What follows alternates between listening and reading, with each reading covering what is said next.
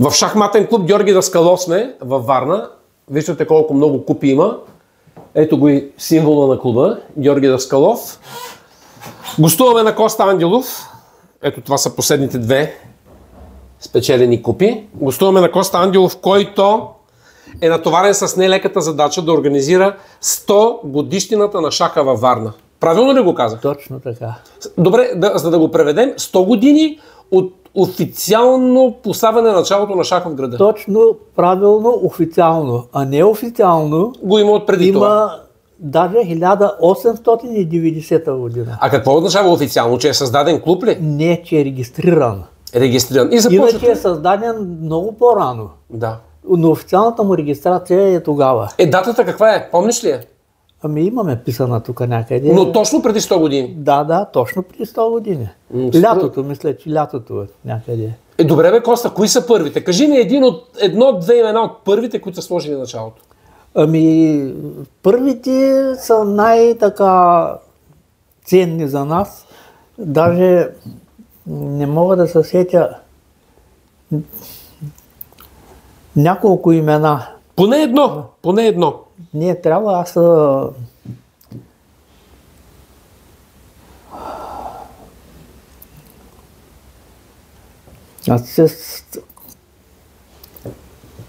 моя инсулт малко съм закъсал с паметта.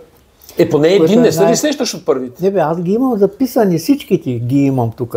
Ама колко души се събират и казват, регистрираме шах клуб? Не, то е секция, която секция, която е регистрирана официално с цел разпространяване на шаха в Варна и цялата страна. То е даже как се казваше, Ксения Атанасов. Ксения Атанасов е първия апостол на Варна. Ето, че стигнахме до името, излезете. Ксения Атанасов. Да, Ксения Атанасов. Можем ли да кажем, че той е бащата? Началото е дадено от него? Точно така. Той разпространява шаха не само във Варна, а в цялата страна. Обикаляла цялата страна. И можем да се гордеем варненци, че го има. Първото държавно първенство е проведено във Варна. На кои години? Има ли дата? 1930 година. 1930? Да. Първото държавно първенство е проведено във Варна. И първото, и второто. Браво. И мога да кажа, че аз когато започнах да играя шах... Кога започна? Ами, бях доста възрастен за сегашните.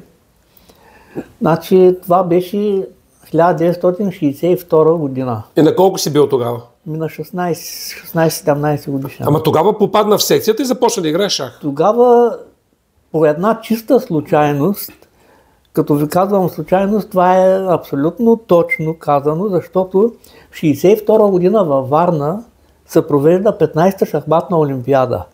Да. Световна шахматна олимпиада, единствена, която е проведена в България.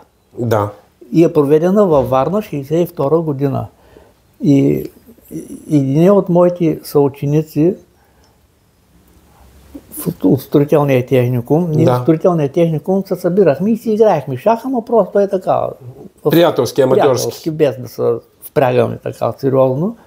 Но един от моите съученици, който по-късно стана кмет на Варна, беше му почти забранено да играе шах от директора на строителния техникум. И защо? Който му каза, че шаха е сериозна игра и ако е решил да напредва в строителството, няма работа с шаха. Трябва да избере или шах, или... Сериозно ли? Да, точно така. Добре, Коста, понеже сме седнали тук на шахматна дъска, най-традиционният първи ход, който се прави на шахматна партия, кой е? Може ли да ми го покажеш? Какво се, когато се... на Е4. Аз как трябва да отговоря, като ти си на Е4? Много. Най-често се играе Е5. Това са първите ходове. Така започва всяка партия. Да. Кажи ми сега за 100 годишния юбилей. Утре ще има празник в юнашкия салон. Съвсем накратко какво ще включва? Поканил си бивши, настоящи? Всички бивши, настоящи шахматисти които доста от тях са вече над 85. Е нормално, да. Надявам се да присъстват. Да дойдат, да бъдат здрави, живи, да дойдат. И поканили сме, ще се проведе съвсем свободно, без никакви речи. Аз имам намерение да кажа няколко думи само така. Да се видите просто. На шаха, да се видими, Браво. както се казва, да се преброими. Браво. Имаме много шахматисти, които са в чужбина, Да. които са поели по друг път. Сега не всички могат да станат шахматисти, разбира се. но не са забравили шаха и аз много се радвам, че ще дойдат хора, които не са влизали в клуба повече от 30 години. Не една, не две, не пет. Повече от 30 години не са влизали в клуба. И не са забравили шаха и с радост приеха. И имаме и хора, които са и на работа и не съжаляват, че не могат да дойдат. Да. Знаеш какво пропуснах да кажа, като те представях? Че си световен шампион по решаване на шахматни задачи. Да. Ма това винаги ми се е струвало много сложно. Първия път, когато ми го каза преди 20 на години, изтръпнах. Това какво означава, че решаваш задачи, свързани с казуса на дъската, както се играе? Дава се условие, както в математиката, Да. само че в шаха условието е примерно белите започват и дават мат в 5 хода. При най-добра защита на черните. Да. И ти почваш да умуваш. Почваш да търсиш как да го дадеш този мат. Кога стана световен шампион по решаване на шахматни задачи? Коя година беше? Това е 79-та година. А къде беше това първенство? Това беше в Финландия. В Финландия. Отиде и ги наби всички, стана първи. Да. Горд ли си с това нещо? Ами горд съм, защото победих един световен шампион, Паули Перконоя. Той е много години световен шампион. И препани камъка за всичките, почти всичките, айде да не казвам всичките, беше една задача, която беше много трудна. Аз не само, че я реших, ами намерих дефект. В задачата, грешно условие. Да, грешно зададено условие. Добре. Коста, колко години играеш шах? Ами от 62 година. Майко, това са повече от 50 и няколко години. Другото, варненци са гордеми, че имаме 4 световни шампиони, не съм само аз. 4 световни в годините назад. Световни шампиони в годините назад, да. Имаме световен шампион Васил Спасов, Да. който е по практически шах. Знам го Той е това от нещо, Търговище, да. но дойде във Варна специално да учи тук и да играе шах. Другия беше световен шампион. Как ми излизат... Забрави го. Не съм го забравил, просто с паметта сега малко след този инсулт. Но 4 са световните шампиони. Да, 4. Добре, ако те попитам така, за тези 100 години, най-голямото постижение на варненския шах кое е? Може би и твоята световна титла слагам вътре. На варненския шах. Това е на практически шах. Практически. Е малко по-различно от решаването на шахматни задачи. Добре, според теб най-големия успех? Практически шах, освен шампионските титли, които имаме за юноши, за девойки, имаме тя Антонина Георгиева, например, международен майстор. Играла е на световни първенства. Много шахматисти имаме, но може би на глухонемите имаме световна титла. По шах. По шах, да. И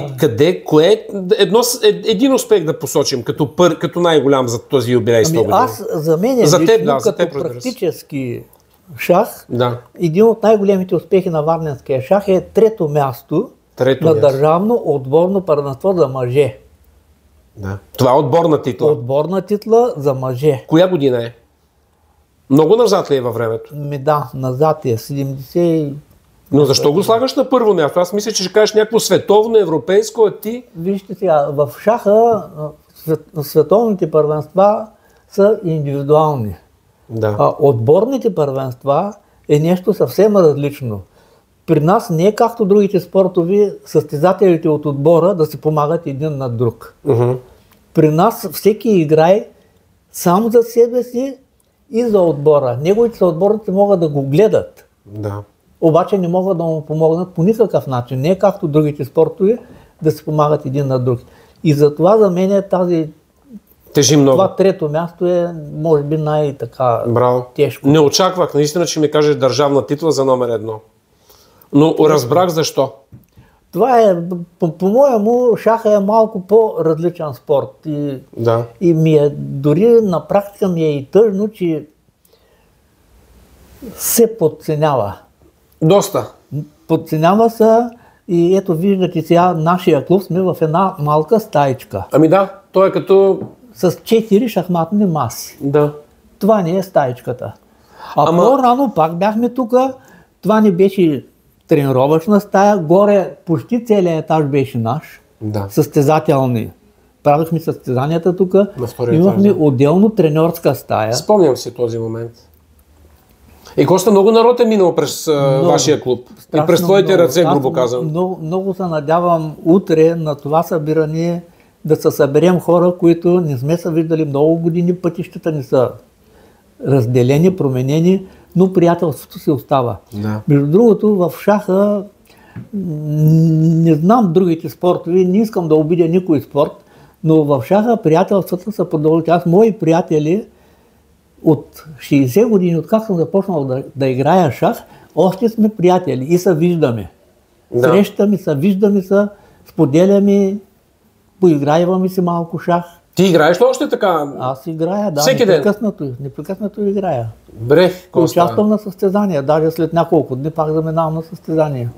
Не го спря този шах. Не, няма спиране. А вкъщи занимаваш ли се, гледаш ли разни... Не, вкъщи не. Нищо, нито четеш теория, не. Не. Всичко тук. 100 годишен юбилей.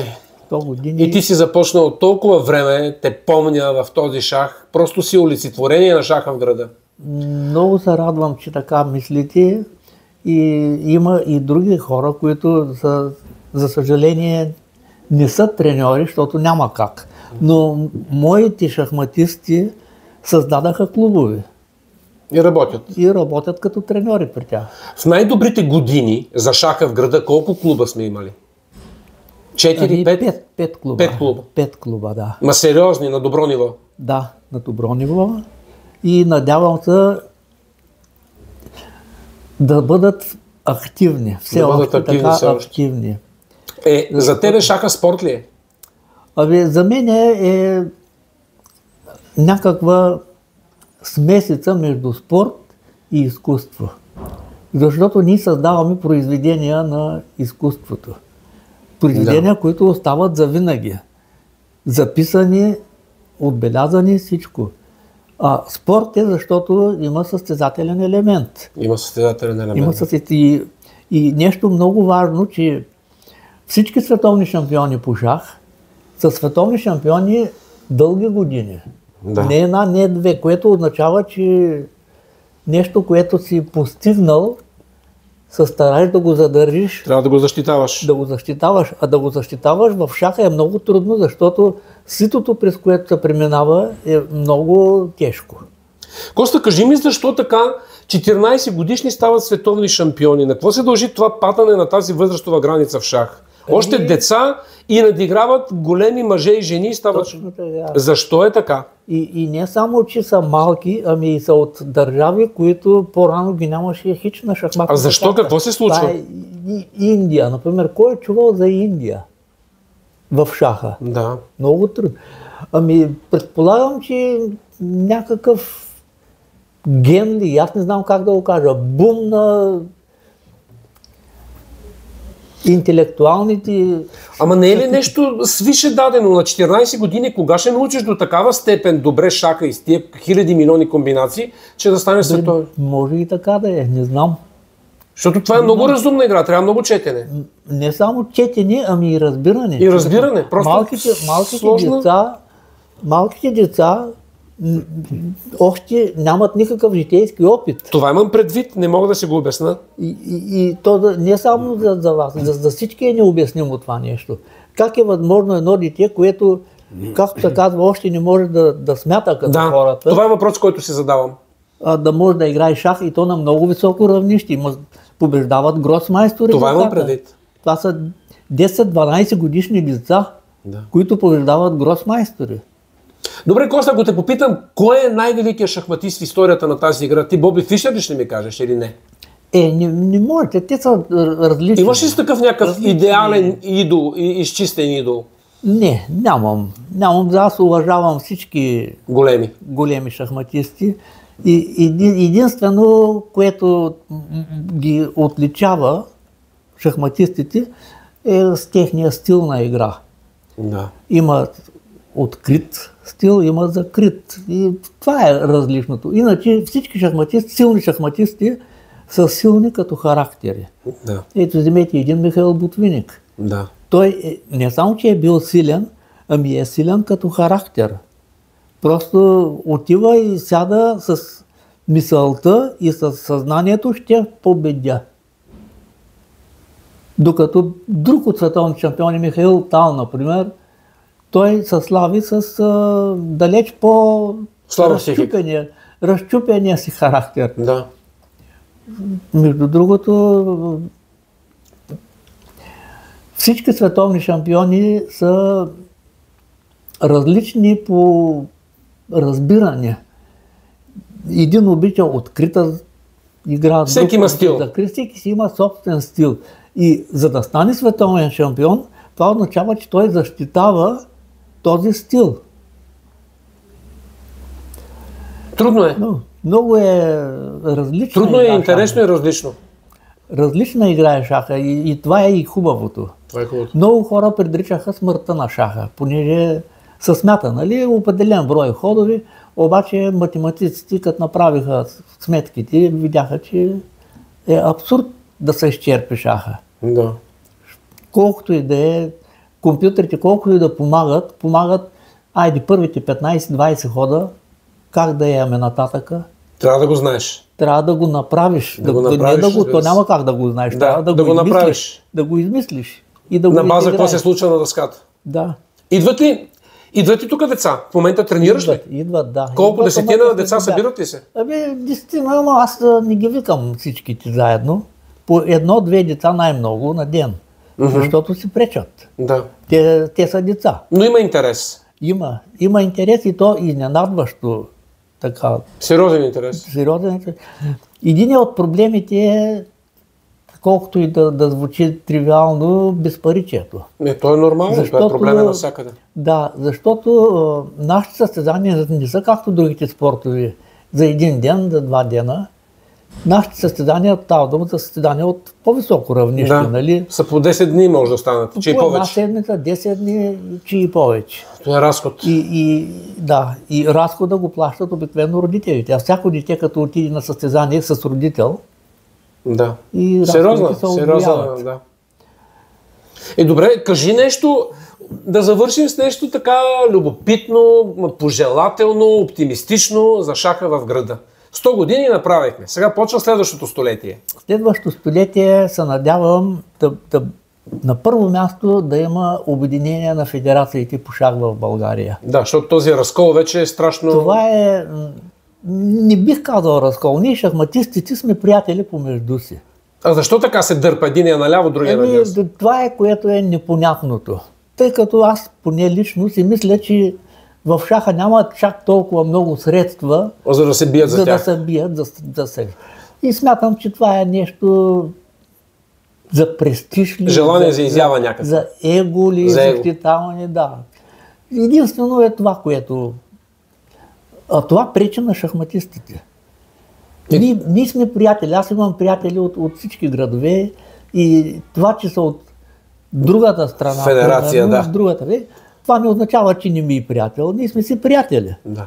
И сме си споделяли. И те са съгласни с мен, и аз съм съгласен с тях, че недоумяваме защо така става, но нали знаете, това, което се прави по върховете, е малко по-трудно за разбиране.